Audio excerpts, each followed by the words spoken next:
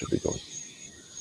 All right, it's bourbonblog.com live. I'm Tom Fischer with my good friend of Cohiba Cigars, Sean Williams, joining us from, is it Atlanta? Is that where you are tonight?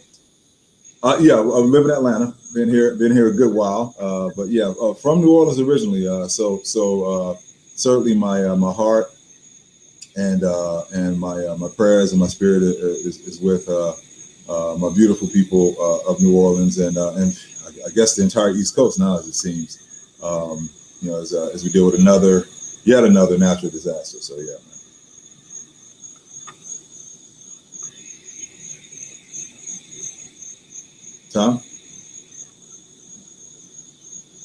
Absolutely. And man, it is the Weller cigar that's just come out. It's a limited edition.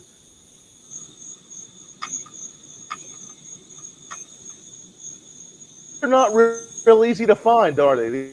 These are pretty rare, right?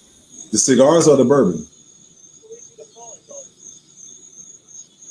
Yeah, they're pretty hard to find. Well, we're talking about the cigar. Can you hear me? Okay. Yeah. There's a little delay, but yeah, I got. Yeah, pretty hard to find. So So the cigars. The cigars are a little bit of a delay. No worries. Yeah. Tom. Go ahead and tell us about the. I'm going to go off screen just for a moment as you tell us about the cigar. Gotcha. All right, cool. So the cigar was released in late June. Very, very limited release. Just over 6,000 boxes. Obviously, a really, really special project that we had the opportunity to do in connection with the incredible Buffalo Trace Distillery, where the Weller wheated bourbon is matured, made, and dispensed. So in doing the cigar, we wanted to come up with a blend that would really pair well with a wheated bourbon. Not to be overpowering, as I'm drinking tonight in particular, the Weller Antique 107, which obviously you're familiar with, and I'd imagine a number of your listeners are, has more of a sort of cinnamon, bacon spice, caramel, and wheated bourbon by nature is just something that's not going to be very hot. More flavor, more nuance. So we wanted a cigar that was going to pair well with that, but at the same time, we wanted something that was going to speak to some of the core audience of the longtime Cohiba cigar smoker. So what we landed on was a beautiful wrapper from Ometepe, from Olancha San Agustin, which is our farms in Honduras. And in the filler, we have some Ometepe from the island of Ometepe in Nicaragua, a little Piloto Cubano, some Esteli and Jalapa. So it's a meaty cigar, has some really good body. It's a silky profile, especially for Maduro. Not much in the way of spice, but you're going to get that nice sort of cocoa, which to me marries well with the sort of the wheated bourbon. Has a nice sort of cocoa creaminess to it, hint of leather, but not over the top as far as strength. And that's kind of what we're going for. But yeah, we only made a little over 6,000 boxes, and as I remember it, they were pretty much gone in about a week. So hopefully, your listeners got their hands on some. They were gone. A little over 6,000 boxes gone in a week. Yeah. So. Yeah. No, and look and Sean and I both tonight. I have some W.L. Weller 12-year, which I actually have. I've had this bottle for several years. You have you have some of the Weller Antique? Is that what you have? Is that what you're sipping on there? Yeah.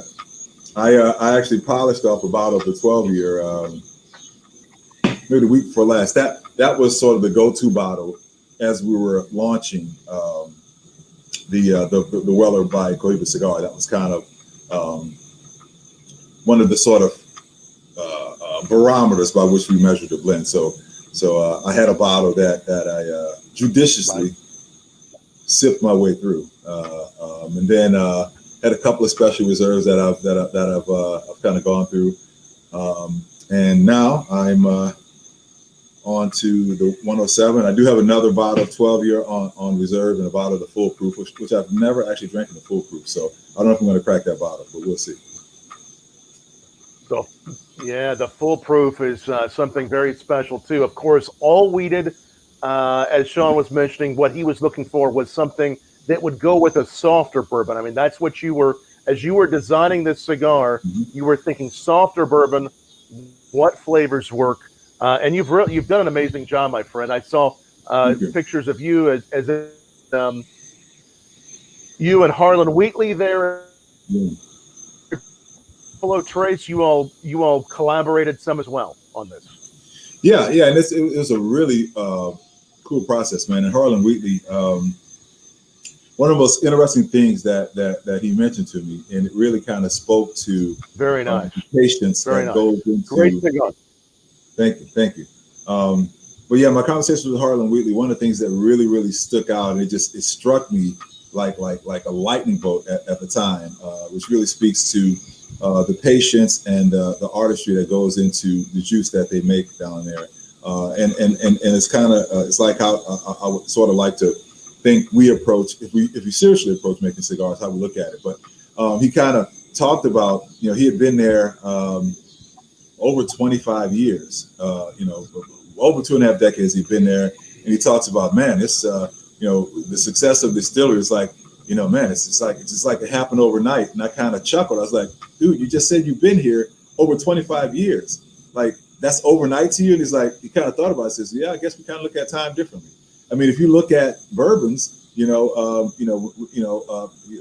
within the high-end spirit. We put it away, and it's not going to be what it's supposed to be for a decade plus. So for him, right, 25 years, for Weller to be where it is and the distillery to be where it is, he feels like it's an overnight success. So it's amazing, man. It's amazing. Yeah, no, it can feel that way. I mean, the way, and again, great people like Harlan Wheatley, many of them in the business for a number of years, and just to see how it's grown has been amazing. And the more I'm getting into the cigar, tasting it with the Weller, you got those softer notes, some of that. You do have some of that spice, some of that great barrel, and I know the barrels from the warehouses, like Warehouse H at Buffalo Trace, are so essential to doing what they do. And then we have this cigar, that chocolate cocoa nibs. The way these come together and the finish on this, it's a very clean finish, isn't it?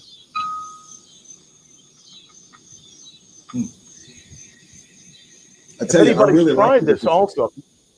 I really like it with the 107 too. I mean, the sort of that cinnamon, the sort of fruit forward profile with the cocoa from the cigar, man. It's like it's like chocolate cherries or something. It's good. Yeah. Yes, you got the fruit, you got the chocolate, just some nice, even maybe towards in a good way, some nice citrus. It's almost it's bold, but it also has this refreshing note. Okay, so you were mentioning earlier, let's break down the tobacco bit by bit here. One of the things about this wrapper, this wrapper, it has some great oiliness to it. I mean, this is really just beautiful. It feels beautiful in the hand too. Yeah, it's a very, very oily wrapper. Just a lot of character to it. A lot of good body, good flavor, good depth, but absent of spice. In a typical sense. I mean, there's a subtle spice to it, but certainly nothing that's gonna overwhelm the palate or mute the profile of the bourbon. And that's kind of what we're going for. This cigar couldn't be something that was very spice forward, but I wanted some depth and I wanted some sweetness. I wanted that cocoa. I wanted some creaminess. And that's this really worked for us. Like we do a couple of cigars. The Cohiba Blue uses a Olante San Agustin wrapper. So you want a nice sort of home experiment. You look at the Cohiba Blue next to this cigar, and the difference in the color and fermentation is just night and day, like almost literally. So that kind of talks to the versatility of that wrapper, but also the wrapper inherently is just kind of an earthy, smoother wrapper. That's where you get that leather from. But then once you sort of ferment it and work it to a Maduro, you're going to get a little bit more depth, but it's still not going to give you that big blast of spice, which again is something we didn't want really paired with the Weller. Right, and we should also say, and yes, indeed, if you for some reason you're watching this and you were not able to find, or if there are still any boxes out there, they would probably be few and far between. If you can't find the Cohiba Weller, is this something that we may see again in the future? Yeah, the cigar, the Weller cigar. Yeah, I'm really, dude. This was fun, and this was a great start. But what we're working on for next year, man, is going to be incredible. We actually have dozens and dozens of barrels from the distillery that are in the DR now.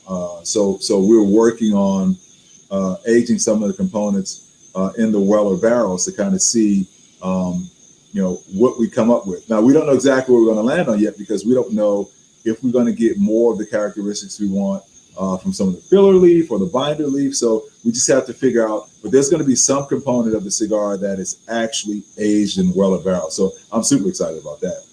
So we have a 3-year commitment with them, which obviously this year was the first year. So we're going to have 2 more releases coming up. But I'm super excited about what we're going to do next year. And I have no idea what the blend is, but just the fact that we were able, because of time and honestly, we sold through this one so quickly that we had enough runway to say, okay, well, this is just the 2021 release is behind us. Let's really get in front of 2022, and we have time now to get the barrels down and really start experimenting with what it's going to do with the different components as far as the leaves, and then we will land on, okay, well, this really worked well for this particular leaf in this layer of the cigar, so to speak, and then we'll go from there, kind of rounding out the rest of the blend. So I'm excited about next year. That is extremely exciting, Sean. And so again, this is the first release. Again, wonderful tobaccos that pair with the Weller.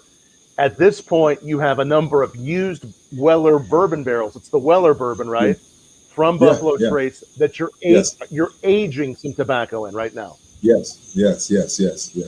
Excellent. And again, we don't know exactly. Are you aging a variety of different tobaccos, or what kind of tobaccos are they? Absolutely. We have every possible leaf component that we may be using are aging in the different barrels to try to figure which one is going to give us, And listen, you don't know what you don't know, right? So it's not like we've ever aged any leaves in Weller barrels. So we don't really know what to expect, to be honest. So we're just going to see which one gives us sort of the best essence of the Weller expression. But yeah, we have different varieties of tobaccos in the different barrels. So that's going to be the fun part, getting down there in the spring and seeing how some of this stuff is coming along and tinkering with it. I'm saying that, in quotation marks, and also prayer hand that we can get down there. There's still some health issues as it relates to international travel, especially to the DR. So hopefully. Yeah. So it's aging right now, and again, this is the first time Cohiba has ever partnered up with a whiskey, any kind of spirit brand, or just a whiskey brand. This is a real first. Never, to my knowledge, and I think I probably know. So yeah, this is first time we've done anything like this, and first time that Weller has done anything like this. They've had sort of some branded cigars that were in their gift shop that were not, anything of this magnitude. But when we were approached with the opportunity to do this, it was a no-brainer, right? Just with me being a bourbon head, I was like, what? Like, yeah, man, this is awesome. And we already know. I mean, again, there's so many Cohibas that go well with a variety of whiskeys. You and I have tried many with rye whiskeys, everything from the Connecticut to the Royale. If it's not this one, do you have another favorite that you think is like the next best favorite for a bourbon in general? And I'm not being coy when I say this. I've literally not smoked the Weller by Cohiba with anything aside from Weller expression. So I can't. Okay. Excuse me. I can maybe make some guesses, but it would just be that. I mean, and it's easy to sort of sort of, I guess, hold my powder, so to speak, and smoke this only with the Weller expression, because there's not very many of them. I mean, I personally don't have very many of these cigars. So if I'm going to light one up, I'm gonna drive it the way it was meant to be driven, and that's So for me, I've had it with the Special Reserve, of course. I've had it with the 12 year, and I've had it with the 107 as I am now. So I've never had it with any juice outside of that antique too. That antique is so beautiful. The end, man. Joining. Yeah. And sorry, there might be a slight delay there, Sean. Sorry about that. For those of you just joining, I'm having it with the 12. Sean, when he was first trying it, when you were first creating it, you were really doing the 12 a lot, right? Yeah. And I, and that was one of the things that they mentioned. That was certainly not a hard and fast, like, okay, it has to pair specifically with this, but that was sort of the expression that they were mentioning a lot. And then also, as we were developing the packaging, it was so simpatico with obviously, in looking at it with the 12 year, you see the black and gold is just sort of gold. To have the Weller label, that's incredible. So I highly recommend it. Again, if you're watching this, I love it. I think it's a great pairing with this Weller bourbon. It's something certainly to only $6,000. They're 10 in a box, right? 10 to a box, yeah, man. Yeah. So it was a little more than 6,000, but not 7,000. It was somewhere in the middle. Very rare. Black, yeah. And it was interesting because it's certainly it's significantly more than we usually make for Spectre, but this went just as fast as Spectre does. And even with Spectre, as limited as it is, there's usually the ability to keep a decent amount set back for me to use for special things throughout the year. This went so fast, and there was so much pull through from the sales rep level. I mean, with so much demand, they were trading boxes back and forth between their different territories, that there wasn't a whole lot left over for me to play with. So right. Yeah, so but all good, man, all good. People smoke them, they like them. That's the whole point, right? Absolutely. No, this is such a great release. Looking forward to what you do next year. Of course, it's going to have some type of an aged, barrel-aged, used bourbon barrel-aged tobacco to it, which will, as you're thinking forward, I mean, obviously you've just set these down to age, from what I understand. What do you envision as you're thinking towards next year? What do you hope to showcase next year? I want to go with a different expression as far as the appearance of the cigar, and try to show some versatility. This year we went with the Honduran Maduro wrapper. Next year I want to go with something that's more of a not a natural, but probably from a color and appearance standpoint, more of a Colorado, which is going to be just sort of a brighter brownish red expression. I think I want to try something from Ecuador as far as the wrapper. I can kind of tell you a little bit what's going to be under the hood. I mean, this doesn't have anything represented from Condega. I'd like to use a little bit of Condega tobacco. Certainly it's going to have political boundaries, so that's something that's prevalent throughout the entire Cohiba portfolio. Then aside from that, I mean, I can't say too much because, again, I don't know exactly at this point how these various tobaccos are going to respond to sitting and resting in Weller barrels. So I say I mean we. There's thank God there's people down in the DR in Nicaragua who have forgotten more about tobacco than I know, especially as it relates to the barrel aging process, which Cohiba has done very, very well for years and years before I came on board. So I'm just interested to see what that tobacco turns out to be as far as what it gives us as far as profile, roundness, complexity, and just kind of see what the nuances are. And then from there, I can have a better idea of what we're going to look like as far as the overall blend. But I kind of know that I can tell you it won't be a Maduro wrapper. If I stay on the course that we're on right now, it won't be a Maduro wrapper. And I do want to add a little bit of Condega Nicaraguan tobacco in it. So those are the things that are certainly going to be different. Everything else is kind of up in the air. Very nice. Can't wait to see that.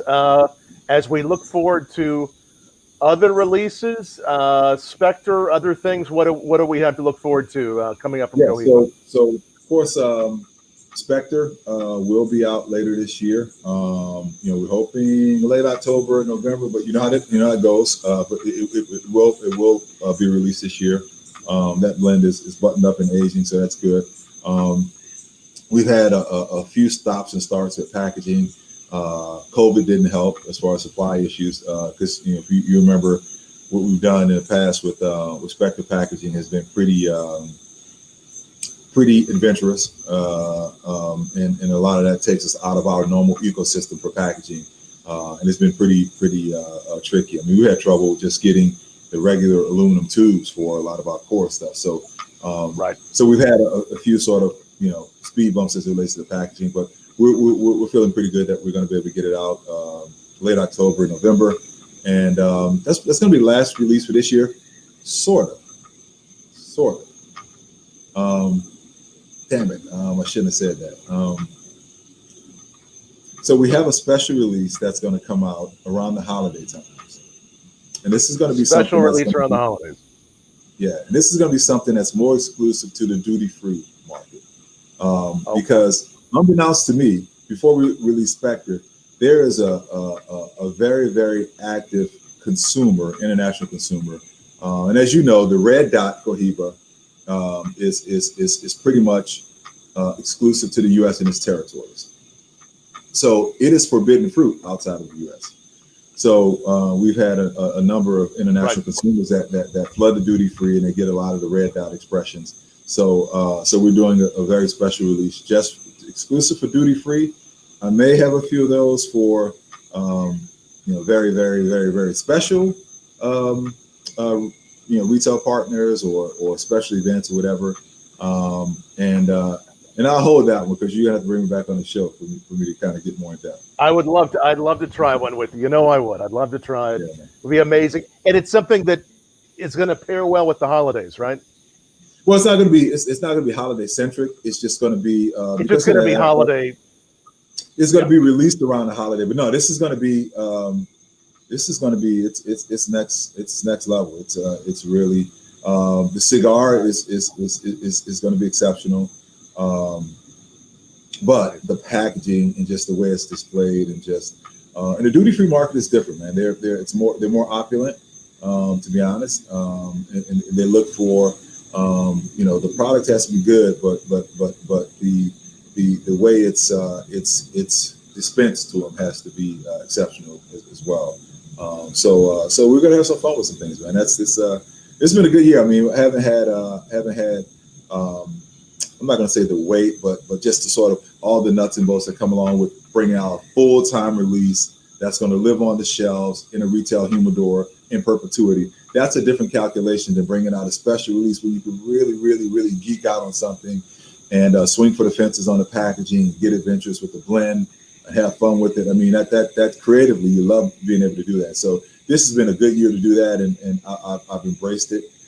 So, like I said, we're going to round out the year with Spectre and with this special duty-free release that I'll give you more information on at a later date. And then next year we got some more special release stuff, obviously with Weller and Serie M, but we're also going to do a core release as well. So it's a lot going on, man. And I'm thankful for you, man, for having me on the show a number of times at this point. And always good to see you at the show when we were there, and the relationship we developed, because it gives me an opportunity to talk to, I would hope, a universe that I would normally not have a chance to talk to. So it helps that you're a cigar guy almost as much as I'm a bourbon guy. Oh, it does. It's always good to see you too, my friend. And it's always great to try new releases with you like this one. I think this is really, you've done an amazing job. It has some very interesting notes that I think, it has some of the DNA of Cohiba, but it goes in some unique directions, which I really haven't had anything else from the line that does. So I think you've really created something very special in its own playing field. Yeah, it's really nice. Thank you. It's a very nice cigar. Hopefully our cigars are not tasting alike. That's not what we want. Right. No, this is very different. It has some really nice elements. And again, the more I go into it, that chocolate, that creaminess and really something to accent that barrel, even though that as we call them in the bourbon world, weeders. The weeder, the bourbon that's weeded. It has that softness. It has that wonderful barrel house note. The Weller does. It's something we've always loved about it. So it's really Yeah. accenting all of that, putting some backbone behind it. And I can tell that you all really had a lot of fun too. As I saw the pictures of you at Buffalo Trace, it was. I bet you guys had some fun there. It looked like. Listen, man, I tell you, and maybe shame on me for not really knowing, the all the intricate, rich history of that distillery. But man, and you've been there, I'm sure. But I mean, when I'm there and I'm seeing all these bourbons that are some of my favorites, from Colonel Taylor to Elmer T. Lee to Blanton's, Stag, you name it, Stag. It's like a wall of fame, dude. I mean, for all these incredible, bourbon minds and bourbon artists that have actually, put their hands to some work at that distillery. I mean, in the history, just with Colonel Is Taylor starting it and then hitting the financial skids and George Stagg coming to bail him out and them partnering together. William Weller getting the start there more as a sales guy, and then getting over onto the sort of creative side and whatever. And Elmer T. Lee and it's just, man, it's just I did not instinctively just attach all of those different bourbons to that distillery, and also BT itself. I mean, Buffalo Trace just is really, really, really solid juice. I mean, so which gets sort of overlooked because there's so much other stuff. But man, the stuff that comes out of that distillery is incredible, and you feel the history when you're there too. I mean, which is something I really, really, really love, man. So it was great. It was great to be there for a few days and meet with the team and especially sit down with Harlan and talk. And he's not a cigar guy himself. I mean, he's had an occasional cigar, but he's not a cigar guy. So in talking with him, it's not like we could just say, okay, well, here's the blend. Here, try it with this. No, with him, it's all about what he gets from the bourbon. So you have to, really sort of get the inference of what he's saying and try to figure out, okay, well, how does that translate into what the cigar experience should be? So, and I think we're all better for it, because hopefully, this cigar will be tried by people that are more bourbon enthusiasts and maybe just an occasional cigar guy. So we want to make sure the cigar speaks to them and isn't overpowering or off-putting, I think you found the right balance too. I mean, and there are more and more whiskey enthusiasts, bourbon lovers, some that already are, like myself and other friends I have, but that are just beginning to come into that bourbon world. And this is a great cigar that says, hey, here's something that is designed just for this bourbon. And you can always go out and find, this cigar goes with this whiskey or this rye. But to know this was really designed specifically, it really, it's a whole new ballgame. And then again, I'm really impressed. And the more it goes into those, I see that chocolate cherry note you were mentioning, kind of that chocolate covered cherry with that barrel. It does some beautiful things, Sean. So well done on this. So weeder and barrel, like you keep going back to those terms. So explain when you talk about barrel, like what are you talking about? Is that sort of how we refer to cigars with cedar notes, or is it something similar to that? What are you referencing? Great, good question, Sean. So with regard to the Buffalo Trace, especially the Wellers and the 12 and the Antique, there's this real, and it's not a heavy dominance of barrel, but it's pronounced. It has this note almost like you walked into a warehouse and there's these dusty kind of barrels, not in a bad way, dusty. It just kind of has this, it's the barrel, it's the char, it's the way the bourbons have been aging for many years that hit you in the face. So I think there's that, and weeder, a weeded bourbon, which all of Buffalo Trace, weeder or weeded. The weeders are like heavier wheat content, so usually there'll be a lower wheat content for a recipe from bourbons. Not all bourbons use wheat, of course, but for the Buffalo Traces, there's a heavier wheat, so we call those weeders. And I think there's some in the bourbon business for the larger known bourbons. There's some of the best there are. So it's you've taken a great bourbon, you put it with a phenomenal cigar. You have this pairing, and I think it's we're going to have quite a few Bourbon Blog followers that are going to go out and find one of these. And when you do, y'all tell us, comment, write to us, let us know how you like this, and just tell us down below what are some of your favorite Cohiba pairings if you're watching this. I see John Rios is trying some cigars tonight, and so is Brian Toner. If you have any questions for Sean at all, ask away. Sean, you're I've been seeing some great posts from you. You're on the road more at the Rob Report events. You've been going some cool places. Yeah, man, it's the world is definitely open back up, right? It's I'm back to my schedule is worse now than it was pre-COVID, which is crazy. And it wasn't by design. It's not like trying to make up for lost time. It's not. Certainly, sitting still for so many months was different, but learned a lot during that time, and you sold a lot of cigars, and interacted with our cigar enthusiasts in a different way, and really developed a better relationship with you and your audience. So there's a lot of benefits to it. But yeah, once things crank back up, it's just, I want to try to touch as many markets personally as possible and safely. I've stacked up a few things, but it's also really, really good to be back in the swing with probably our biggest luxury media partner in the way of Rob Report. We do a number of activations with them throughout the year. And the fan favorites are certainly the ones that involve really nice cars, right? So, I was last week. I was out for the Dream Machines, which is basically an opportunity for some of their most exclusive subscribers to take part in basically road testing some really exotic SUVs. Through normal sort of agility maneuvers, then some off-road stuff. Then there's a helicopter ride that takes everybody over to this sort of big dig site where, you get to use bulldozers and backhoes and all kinds of stuff, and, like a kid playing a big Tonka truck. So, it's kind of a cool way to blow off steam. And of course, Car of the Year was finished up last year. That was was that the last thing I'd done with them? I feel like I did something else in between that, but Culinary Masters is coming up soon, that's always fun. It's going to be in San Diego, and great. These events are great because they're all outdoors, which helps.